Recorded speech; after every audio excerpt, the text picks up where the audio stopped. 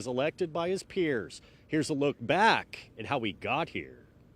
The June 2nd City Council work session that began discussing Yukon's water future needs was quickly filled with revolt over the proposed data center. Data center. Data center. Data center. Data center. Data center. Data center. Data center. Data center. Data centers. Data centers. Data center. Data center. Data centers. Data centers. Data center. Data center. Data centers. Data centers. Data center. Data center. The angry crowd of speakers turned on the council over capacity. Can we not have city staff stand out there and let your residents come in and get involved? You're my ward representative. I expect better than this. Threats of a recall soon followed. We will collect those signatures within 30 days, and we're going to remove you. It got worse. This feels like some Nazi regime. One of the most important days for him to be here, and he goes on vacation. Have any of you all drove by his house lately? Yeah. Mr. Pillmore's? It's an absolute dump. Council members even turned on each other. So I'm going to let the mayor get by with what he said about me. There's they're no they're not in the repercussions. minutes. Do I do a lawsuit against him?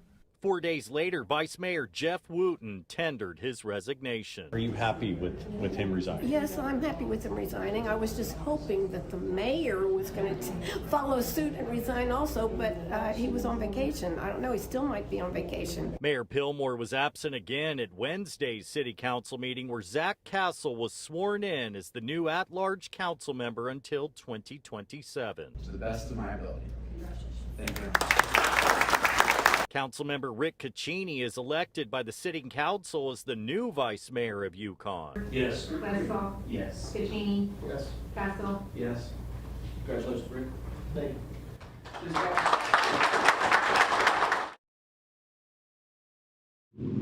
Now tonight, people were lined up yet again to protest the proposed data center, but they're going to have to wait until the next city council meeting because it was not on tonight's agenda. And one more thing, I went out to give my seat up to a woman who was sitting in the lobby who could not come into the meeting. She began venting about data centers, so much so she did during the prayer and the Pledge of Allegiance. A woman confronted me about it, and I told her that I was answering her questions. I just want to apologize to everyone out there. I would never knowingly speak during the prayer or the Pledge of Allegiance. And at the end of the day, folks, we're all neighbors. One more thing. Happy birthday, Kaylee, to my girlfriend. I love you. Live in Yukon, Rob Higgin, Fox 25 News. All right, thank you, Rob. There now, Oklahoma not done with severe weather this week as more storm chances in the forecast over the next couple of days. Yeah, let's go to Fox 25 meteorologist Connor Baldwin. Connor, walk us through the timeline on when we can expect these storms to pop up across the state. Well, we have some chances for some storms tonight into tomorrow morning. Not quite severe. There was a marginal risk for our area, but with the latest update from the SPC, they've removed that marginal risk for Oklahoma, just a general thunderstorm risk. Tomorrow is when the main risk is going to be. Reflectivity right here. Some storms starting to pop up here, but they removed that marginal risk storm down here. Was severe warned for a few minutes and then just immediately collapsed. One little attempt there just north of Lawton at some storms, but we've been fairly dry here today except for that 1 or 2 passing showers around the noon hours. Futurecast here, some chances for 1 or 2 pop-up thunderstorms just to the southwest of the metro tonight. Later tonight. As we go throughout the rest of the morning, though, that's when we get our next real chance of rain right around sunrise here, north of the metro, and maybe just to the west of the metro. We could see some rain. I do have an isolated chance for us here in the metro, more widespread to the north along a stationary front up there, low of 72. Now, for tomorrow, we have that slight risk from northeast Oklahoma all the way over to northwest Oklahoma. Damaging winds, golf ball sized hail, low tornado risks. There is a 5% area here, especially northern Oklahoma. Weather headlines, we'll talk about the storms tomorrow morning and those severe storms expected tomorrow evening. But this weekend, summer will officially arrive. I'll have more in a few minutes, guys. Connor, thank you. OG&E crews are still working around the clock to restore power for those impacted by recent storms. Over the weekend, destructive winds and tornadoes caused some extensive damage across the state. With more possible severe weather, officials are advising folks to have a plan in place in case of further outages. They also urge you to stay away from downed power lines and report any outages. A new proposed half-cent sales tax off the table after the County Board of Commissioners voted to reject it. The sales tax planned to be a public safety investment with 78% of the funding going towards the new jail. The breakdown of the proposal shows 45% will be used for construction, 33% for maintenance and operations of the new jail and behavioral center. The remaining 22% would be funding for road projects, diversion programs, and fire districts. Officials say there were issues with the language of the proposition. Still working with the other commissioners to try and get this passed as soon as we can, because the longer we delay, the more it's going to cost. Although this proposal did not pass, officials say there will still need to be some kind of sales tax in the future in order to get the jail funded. Oklahoma County commissioners will spend taxpayer dollars to defend themselves in a legal dispute over inmate transportation. Commissioners voted to approve contracts with outside attorneys totaling $45,000 to respond to a lawsuit filed by Sheriff Tommy Johnson. Now, the sheriff argues Oklahoma County Jail Trust, not the sheriff's office, should be responsible for transporting inmates between the jail and courthouse. A hearing date has not yet been set. Tonight, Attorney General Gentner Drummond taking new legal action against State Farm. Drummond has filed a suit against the insurance company alleging they have knowingly denied or underpaid legitimate hail and wind damage claims from Oklahoma homeowners. The lawsuit claims State Farm operated an internal program called the Hail Focus Initiative, aimed at reducing claim approvals and limiting payouts. Payne County judge has ordered a grand jury investigation to look into allegations involving former district attorney Laura Thomas. The decision comes after a group of concerned parents collected thousands of valid signatures to investigate Thomas. They claim Thomas and her office suppressed evidence and did not fully investigate alleged crimes against children. Thomas recently made headlines for overseeing the prosecution of Jesse Butler, negotiating the plea agreement in the high-profile case. The petition also alleges failures by various agencies and officials to protect children and provide oversight. The court now has 30 days to summon 99 people for grand jury selection. A woman is recovering tonight after her home caught fire. This happened around 5 this morning near Northeast 13th Street and Missouri Avenue. Crews found the woman on the front porch suffering from possible smoke inhalation and other injuries. They searched and found no one else inside the home. When they got off the rig and initiated offensive fire attack, found one victim on the front porch. Appeared she was maybe suffering from smoke inhalation. The fire was relatively small. It was contained to one bedroom in the back. The patient was treated here and then transported to OU. Investigators believe the fire started near a closet, but the cause remains under investigation. An Oklahoma man in custody tonight after a police shooting near Northwest 10th Street at MacArthur. According to police, they responded to a disturbance of a man firing his gun inside an apartment unit. When officers arrived, they say Demetrius Wine pointed his gun at them, led police to fire back. Wine was not hit by the officers' gunfire, facing multiple charges. The Oklahoma State Department of Education and the Department of Public Safety are launching a new partnership aimed at strengthening safety in schools. The Oklahoma School Security Institute, which falls under DPS, will now be the primary entity to deliver safety training to schools and conduct security assessments. The State Department of Education, while it's important for us to help keep schools safe, that's not what we do. That's not what we're good at. These folks are the experts, so in partnering with the experts, I think we have a real chance to ensure our schools, our children, and our parents are safe each and every day. Public Safety Commissioner Tim Tipton says it's been a 5-year push to consolidate training, preparedness, and prevention efforts. OSSI and DPS has been working hard to train law enforcement in a coordinated effort around the state.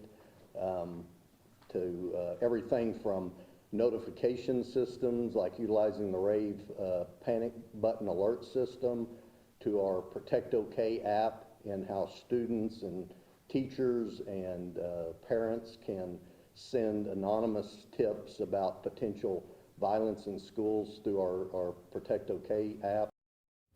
Every Oklahoman is encouraged to download the Protect OK app to report suspicious activity, whether it's at a school or elsewhere. We're now learning Judge Mike Hogan stepping aside from the Carl Fontenot retrial case after a months-long dispute over courtroom audio recordings. According to court records, last year, prosecutors with the Attorney General's office tried to get them. The request was tied to allegations that Judge Hogan discussed the case and his views during periods when the court was off the record. He said the recordings showed no violations of judicial conduct rules. Fontenot's retrial proceedings will continue to move forward under another judge. Now, it's still not clear whether or not those audio recordings will be released. City leaders celebrating the grand opening of the Maps for Diversion Hub, a multi-agency network that helps connect people involved in the criminal justice system with coordinated life-stabilizing services. Officials say the new building will expand the organization's current services and improve its ability to support individuals navigating the justice system. When we prioritize and create systems that work for the most vulnerable, for the people and the communities that our systems have historically marginalized, it actually makes our community and makes our day-to-day better for all of us, even if we've never experienced that marginalization. The Diversion Hub will also offer resources to low-level offenders to help guide them to a better life after jail. Results are in for Tuesday's question of the day. We asked, do you believe fraud and misuse of government funds leads to higher taxes and rising family costs? 97% of you said yes. 3% of you said no. Today's question of the day is, will socialism help or hurt the Democratic Party in November's elections? You can submit your vote on okcfox.com/question. As World Cup players chase a championship, Oklahoma researchers are studying the science behind peak performance, the technology helping athletes stay one step ahead of injuries. I've got the 8 to 14-day temperature outlook up here, above normal for our 4th of July weekend. I'll have a preliminary forecast here for y'all in just a few minutes.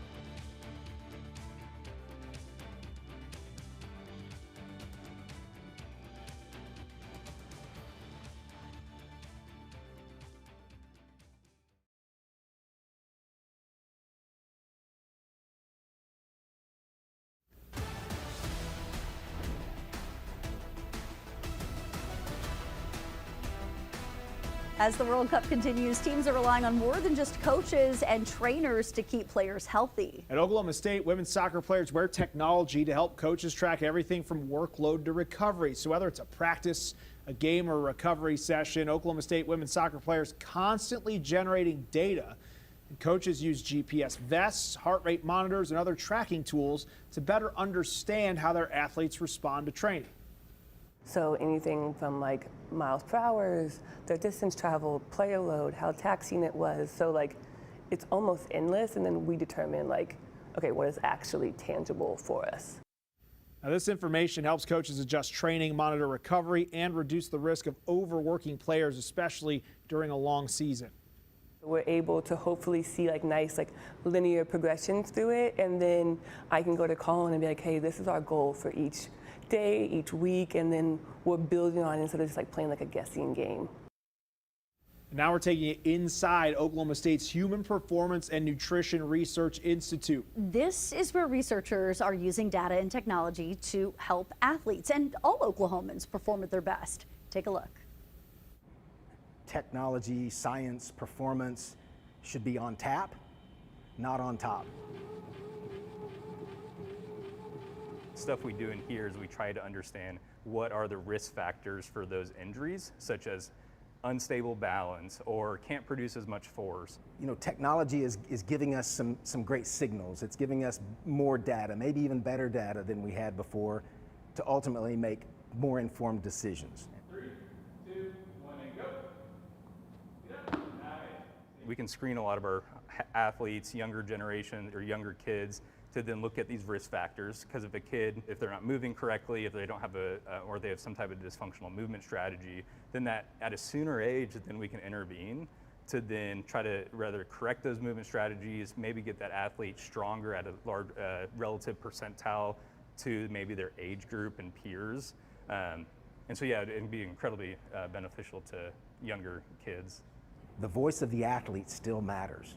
That is still a human behind all that data.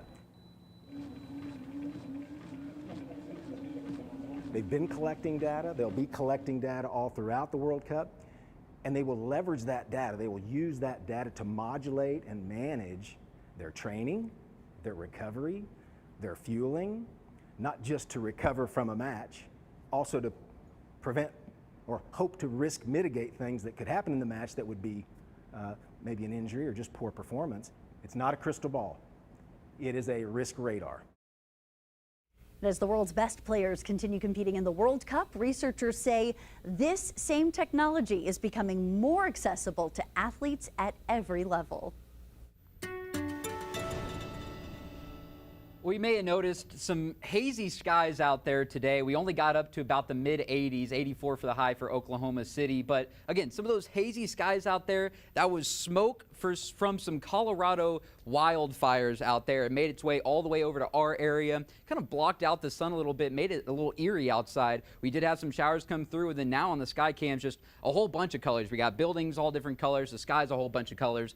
Radar, not quite. Not a whole lot of different colors out there. We had this one storm in Atoka County. It fizzled out pretty quickly, though it was severe warned. We had another attempt here just north of Lawton, and it just quickly fell apart. There was a marginal risk for the rest of the night. The SPC has now removed it, but we could see 1 or 2 severe storms, maybe. Again, 60-mile-an-hour winds, quarter-sized hail, very low tornado risk with any of these storms here by midnight out of the area, but second round of rain possible coming through the metro, especially earlier in the morning around sunrise. Again, this one right here, 547, just to the west of the metro, and also a good chance for rain to the north of the metro as well. For tomorrow, though, slight risk for the afternoon and evening storms, damaging winds, 75 miles an hour, golf ball size hail, low tornado risk. This tornado risk is 5% here in this area from northeast Oklahoma all the way over to northwestern Oklahoma, as well as a 2% here in Oklahoma City. This black line in here, anywhere inside this black line, we could see up to an EF2. That's probably the highest rated tornado that we could see with the storms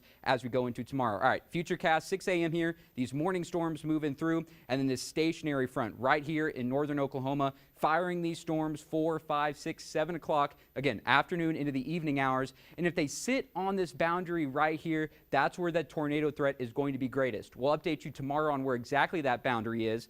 As we go further into the night, weaken the storms a little bit. They kind of congeal and then move through the metro around midnight, more just showers and storms. For the next weather maker here, we're tracking the stationary boundary, giving us one more chance of rain on Friday. Then after that, it just moves off to the north and the east. We really dry out for the weekend and into next week. No more rain chances, but we will get hot. Near normal for the 8 to 14 day outlook here, which for this time of year isn't a whole lot for our average, only about 3 inches for the entire state. We've been really above average here. Lake levels here, Arbuckle up 4 and Grand up 3. Again, more of that really high rainfall that we've seen.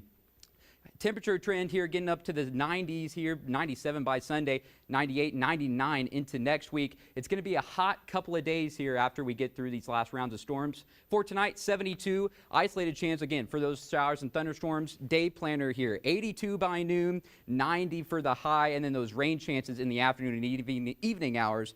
Some of them strong, too severe with that tornado threat. Tomorrow is a weather-worn day. We're going to lose the rain chances as we get into the weekend. 97 on Sunday, 99 for Tuesday and Wednesday. And look at that, triple digits for next Thursday, 100 for July 3rd. But for 4th of July, sunny and 98.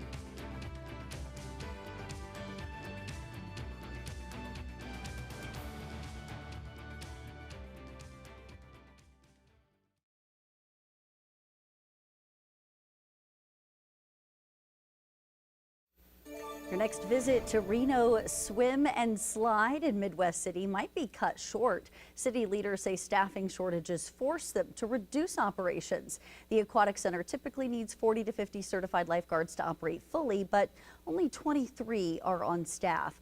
Holders who would like a refund can request one through July 1st. Cedar Ridge Behavioral Hospital making sure more Oklahomans have access to mental health resources. Today, staff hosted a ceremonial ribbon cutting celebrating the opening of its new 90-bed expansion project. Leaders said the new building increased the facility's bed capacity and expanded access to behavioral health care services for Oklahomans all across the state.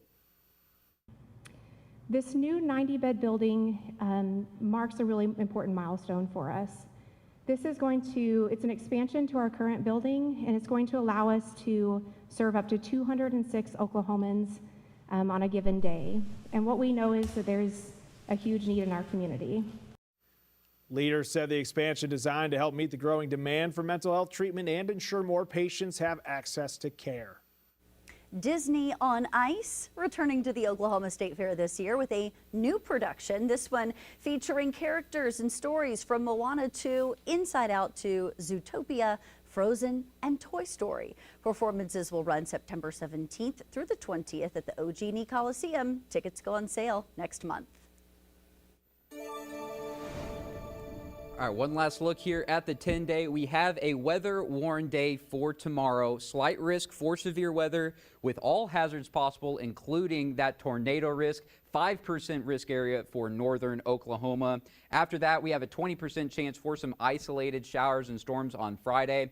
And then into the weekend, we're going to be drying out and heating up. Summer is arriving. 97 by Sunday. Looking ahead to next week, 98 Monday, 99 on Tuesday and Wednesday. Triple digits on Thursday and the 3rd of July. And then for your 4th of July forecast, we should be sunny and around 98.